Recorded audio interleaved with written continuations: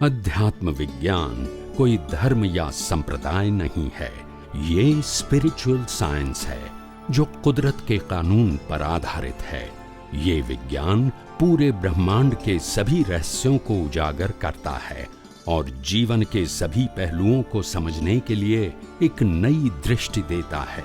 इसी को art of vision कहते हैं, दुनिया को देखने की एक नई दृष्टि, जो अध्यात्म विज्ञानी परम पूज्य स्वामी श्री कमलेशानंद जी के निर्देशन में सनातन सत्य का अनुसंधान कर हमारे जीवन को प्रकाशित करे। जय सच्चिदानंद।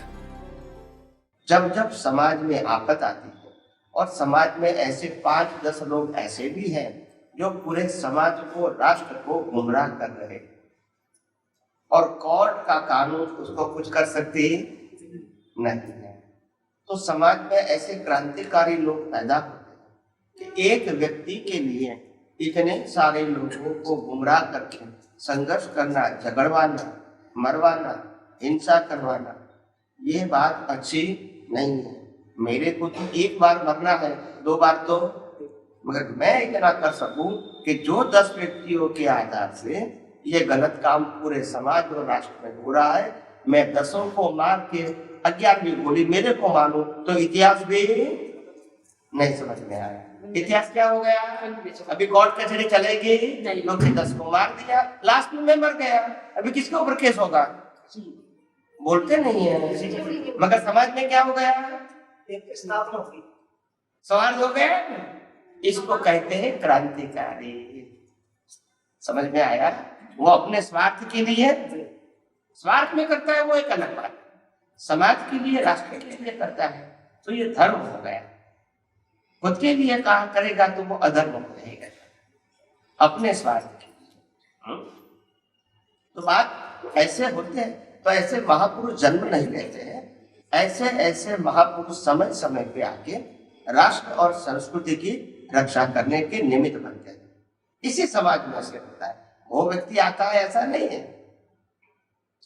अवतार का मतलब ऐसे समर्थ पुरुष आएंगे, क्रांति पुरुष आएंगे जो खुद की भी परवाह नहीं करेंगे, समाज और राष्ट्र की। और तभी तो राष्ट्र में निर्माण होता है, राष्ट्र आगे आता है। स्वामी विवेकानंद जी ने अमेरिका में जाके कहा था, वर्ल्ड रिलीजियस कॉन्फ्रेंस में, कि गर्व से कहो हम हिंदू हैं। क्यों नहीं कहेंगे? तो मुसलमान बोल सकते हैं, क्रिश्चियन बोल सकते हैं, हम नहीं बोल सकते? हम नहीं बोल सकते। ये क्या गलती है? क्या वो संप्रदाय की बात है? मगर ऐसा माहौल बनाया गया कि आप हिंदू बोलेंगे तो संप्रदाय है।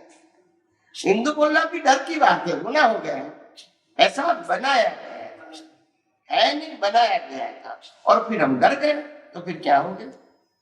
स्वामी जी, ये जो है ना, आपने गॉड की परिभाषा, ये भगवान की परिभाषा दी, GOD, जनरेटर, ऑपरेटर। तो अब आपके हिसाब से तो आत्मा भगवान है। और मैंने ये अपने जैन साहब बैठे हैं, मैंने इनसे कहा कि भगवान कृष्ण, तो इन्होंने कहा कि कहाँ लिखा हुआ है भगवान कृष्ण? तो मैंने इनको किताब में भी दिखाया, तो ये भगवान कृष्ण तो भगवान नहीं मानते। और अभी आपने क्रांतिकारी बोल दिया, भगवान राम, भगवान कृष्ण को भी क्रांतिकारी बोल दिया, यानी उस समय जो पैदा हुए वो क्रांतिकारी हुए। तो इससे जो है ना थोड़ा सा मतलब वैसे आया, ये अपने ये भगवान राम को मानते हैं, वो दूसरे बात है, कोई बात नहीं। तो वो ये बैठे, तो ये भगवान राम को मानते हैं, तो अब वो इनका ये कहते हैं कि हम दादा भगवान को क्यों माने, हम तो भगवान राम को मानते हैं। तो हमारा जो है ये महात्मा सब एक रहे, थोड़ा इसके बारे में और मतलब जो हमारी जो गलतियां हैं उसको क्षमा करना और अंत में सुधार हो जाए।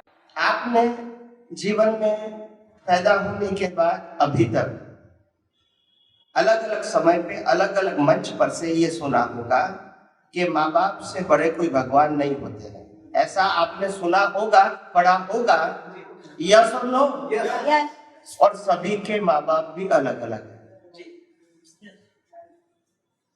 आपके माँ बाप मेरे माँ बाप नहीं बन सकते, और मेरे माँ बाप आपके नहीं बन सकते। आप समझे? तो ऐसे मान्यता वाले भगवान भी सबके क्या है, मगर मूल भगवान क्या है? एक। मान्यता वाले तो अलग, जैसे मैं बाप को मानता हूँ तो ये गलती थोड़ी है मेरी, ये व्यवहार सत्य है। मगर सनातन सत्य है, आत्मा ही परमात्मा है। मगर व्यवहार से कोई राम को भी मान सकते हैं, कृष्ण को भी मान सकते हैं, कोई महावीर को माने, कोई शिव को माने, कोई स्वामीनारायण को माने, मान सकते हैं, कौन मना करते हैं? क्योंकि हमारा जन्म ही उसी प्रकार से हुआ है। आप समझे ना? तो बात समझो। अभी इंपॉर्टेंट बात करता हूं। एक व्यक्ति मानो के ब्राह्मण है, तो जन्म से ही ब्राह्मण है, करेक्ट? यस और नो? तो वो धर्म उसको पैदा होते ही मिले या सिलेक्ट किया? पैदा होते ही मिले। तो वो तो शिव को मानेगा, बराबर है, बराबर है ना? अभी वो जन्म हुआ और जन्म से वो शिव को मानते हैं और परिवार वाले लोग भी उसको शिव के मंदिर में ले जाते हैं, बराबर है? तो जन्म आत्मा का होता है या शरीर का? बोलो, शरीर। और मृत्यु भी शरीर। और मानता भी कौन है? तो तकलीफ क्या है? शरीर अगर इसको भगवान मानता है, वो शरीर का धर्म है। मगर मेरी दृष्टि का धर्म है, मैं शरीर से मुक्त ऐसा शुद्ध आत्मा हूँ। तो वो आत्मा भगवान है। मेरी दृष्टि में, शरीर की दृष्टि में तो वही रहेगा, क्योंकि पैदा ही छिपा है। बोलते नहीं है, समझ में आ रहा है? मेरे माँ बाप ने मेरे को जन्म दिया तो मेरा माँ बाप मेरे लिए भगवान है, मगर वो शरीर की बात है या आत्मा की बात है? तो शरीर का भगवान अलग है और मेरी दृष्टि का भगवान, ये तो शरीर को जलाने के बाद भी मैं हूँ। बोलते नहीं है, माँ बाप नहीं है, मैं नहीं हूँ, मगर आत्मा तो जी। स्वामी जी समझ में तो आ गया।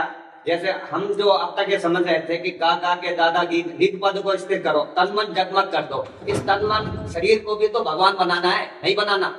उसके लिए कुछ तो पुरुषार्थ होगा।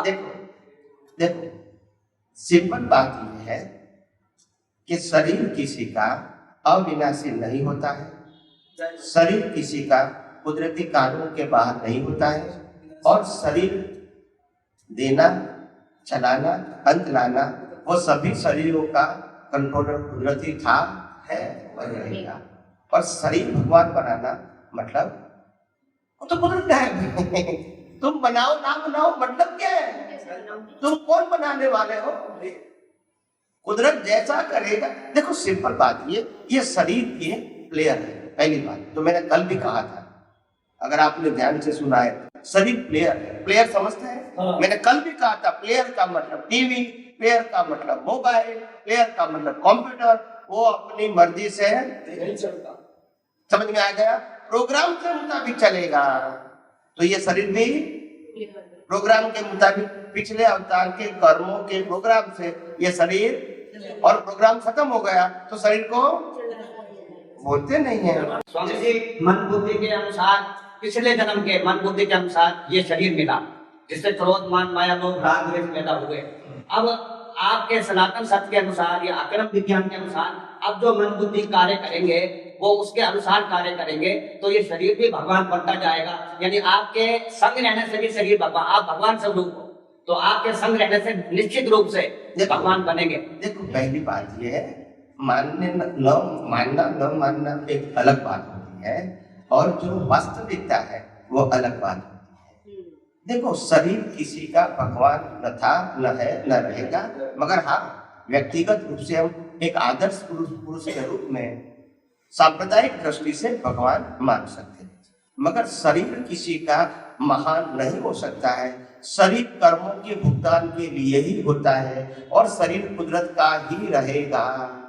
जो शरीर होता है वो साधन है, और शरीर जड़ है, वो चेतन नहीं हो सकता है। पहली बात समझो। और चेतन बनाने की कोशिश करो तो भी चेतन नहीं बनेगा, जड़ ही रहेगा, और जलाना ही पड़ेगा, चाहे राम की बॉडी है, कृष्ण की है या महावीर की है। तो शरीर चेतन बनेगा वो तो बड़ा प्रश्न नहीं है। दूसरी बात, शरीर से जो एक्टिविटीज होती है उनकी बात करता हूं कि शरीर से जो भी प्रवृत्ति होगी वो पिछले अवतार के कर्म के फल स्वरूप ही होगी, और कर्म अज्ञानता से ही बनते हैं, ज्ञान से विज्ञान से नहीं बनते। राम ने भी युद्ध किया, वो अज्ञान का ही फल था। जन्म हुआ वो भी माँ बाप बिना, वो अज्ञान का फल था। और पूरा जीवन भी अज्ञान का फल था। भले उसका जीवन अच्छा था बुरा था उसमें नहीं पड़ते, जो भी था अज्ञान से बने हुए कर्मों का फल था। अभी आप इसको कहेंगे ये क्रिया भगवान की है तो फिर गलत हो जाएगा। उन्होंने हिंसा किया तो आपने भगवान की क्रिया कैसे बोल सकते हैं? यस और नो? यस। शरीर किसी का वितराग हो सकता नहीं है, ज्ञान दर्शन दृष्टि ही वितराग हो सकती है। किसी का भी शरीर वितराग नहीं होता है। वितराग कैसे हो सकता है? शरीर में जब ज्ञान ही नहीं है। अगर शरीर में ज्ञान होता 1% तो हम नहीं जलाते हैं। बोलते नहीं, हाँ के नाम तो बोलो। बहुत अच्छे। अगर राम के शरीर में ज्ञान होता तो जलाया क्यों? अगर महावीर के शरीर में ज्ञान होता तो जलाया क्यों? ज्ञान अलग चीज है, शरीर अलग चीज है। समझ में आया? ज्ञान ज्ञान है, शरीर जड़ था, जड़ है और जड़ ही रहेगा। किसी का भी शरीर चेतन नहीं हो सकता है, और चेतन नहीं है तो ज्ञान नहीं होगा। अभी हम इसको जबरदस्ती कहेंगे ज्ञान तो क्या करूंगा। दूसरी बात, मैंने सत्संग में बहुत बार कहा है, अगर मेरा सत्संग सुनाऊंगा तो मैंने कहा है दुनिया क्या करती है वो छोड़ दो, मैं सिद्धांत बताना चाहता हूँ। सबकी अलग अलग मान्यता हो सकती है, मैं मान्यता की बात नहीं करूंगा, मैं सिद्धांत की बात करूंगा। मैंने पहले भी कहा मेरा सभी प्रकार का सत्संग सनातन सत्य के ऊपर आधारित होगा, व्यू पॉइंट के ऊपर आधारित नहीं होगा। और किसी का व्यू पॉइंट कहाँ है वो मेरा सब्जेक्ट नहीं है, बताया था। तो मैंने कितनी बार सत्संग में कहा है कि ये शरीर की आरती कभी नहीं होनी चाहिए। शरीर किसी का चेतन नहीं होता है और शरीर में ज्ञान नहीं होता है। ज्ञान अलग चीज है। ज्ञान शरीर के माध्यम से व्यक्त कर सकता है। जैसे उसके माध्यम से हमें रामायण सुन सकते हैं तो उनकी आरती उतारना, बोलते नहीं है। अगर मेरे को मोबाइल सुनाएंगे पूरी रामायण तो मैं उसकी आरती उतारूंगा, क्योंकि वो भी ज्ञान की बात करता है, ये भी ज्ञान की बात करता है। यस और नो? तो शरीर की आरती उतारना वो करेक्ट नहीं है। वो धार्मिक सत्य हो सकता है, सनातन सत्य नहीं है। 24 में से एक भी तीर्थंकर ने और राम और कृष्ण ने अपने पूरे जीवन में कभी भी शरीर की आरती नहीं उतारी थी। बोलते नहीं है, हाँ के ना तो बोलो। तो जो सनातन सत्य है वो स्वीकार हो। अभी कोई श्रद्धा से क्या करता है वो मेरा सब्जेक्ट नहीं। मेरा सब्जेक्ट सनातन सत्य बताना है और दुनिया रिलेटिव सत्य से ही चलती है और चलती रहेगी। कि शरीर प्लेयर है, उसको सुधारना बिगाड़ना वो हमारा सब्जेक्ट है नहीं, क्योंकि ना हम है और न ही हम इसके कंट्रोलर हैं। क्यों आप इसको जबरदस्ती करते हो? जबरदस्ती समझते हो आप? जबरदस्ती समझते हो आप? जब शरीर आपका नहीं है और शरीर आपको चलाने की भी स्वतंत्रता नहीं है, क्यों जबरदस्ती करते हो? शरीर को अच्छा बनाना, शरीर कोई बिगड़ा हुआ है? शरीर बिगड़ा हुआ है? शरीर तो साधन है। तुम्हारे कर्म के आधार से उनको प्ले करना पड़ता है। कर्म की गलती है कि शरीर की गलती है?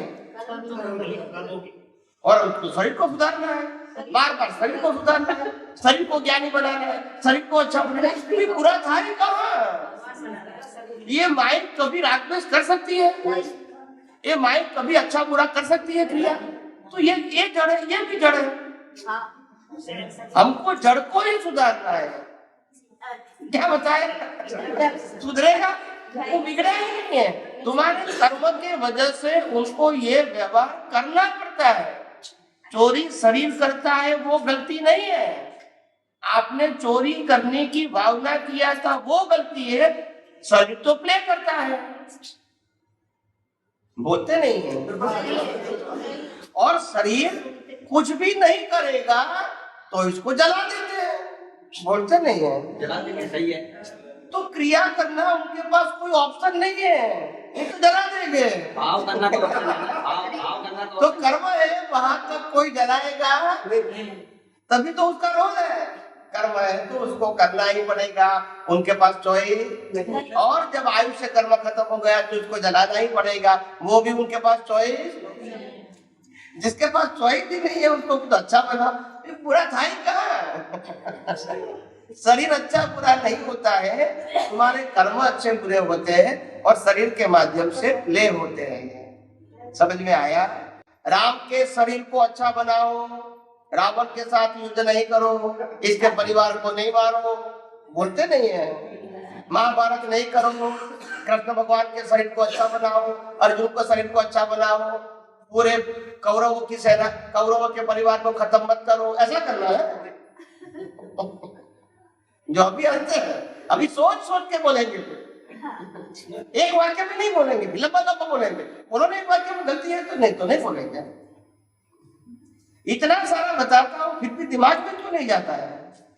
डेवलपमेंट कम है, डेवलपमेंट जैसे आपके बराबर होगा तो समझ में आ जाएगा। मैं डेवलपमेंट की बात क्या है कि आपको खुद को समझ में नहीं आएगा, मैं उसको डेवलपमेंट कहूंगा। इतनी सरल भाषा में समझाने के बाद भी समझ में नहीं आता है, वो डेवलपमेंट कहोगे? मैं कोई भारी भाषा का प्रयोग करता हूँ? ऐसा शब्द बोलता हूँ जो आपको नहीं समझ में आता है? कोई शास्त्रों के शब्द बोलता हूँ कि आपको उसका मीनिंग मालूम है? जो सरल भाषा है, एग्जाम्पल सरल है, फिर मैं समझने की बात करता हूँ। मैं ऐसा नहीं कहता हूँ कि आपको समझ में आ गया और बर्तन में भी आ जाएगा, वो मैंने नहीं कहा। मैंने कहा समझ में तो आना चाहिए ना, मैं समझने की ही बात करता हूँ, मैं बर्तन की बात नहीं करता हूँ। तो समझ में आना चाहिए कि नहीं, ये हमारी जो सोच थी वो करेक्ट नहीं है। पहले जो भी पढ़ा था सुना था उनके लिए भाई बराबर था, अभी हमको समझ में आया आगे की बात कि ये बात जो मेरे समझ में थी वो करेक्ट नहीं है, खत्म हो गई बात। इसमें बर्तन की मैंने कहाँ बात किया? उपयोग और बर्तन में क्या अंतर है? उपयोग और बर्तन में बहुत अंतर है। उपयोग वो जागृति है, बर्तन तो मैकेनिकल है।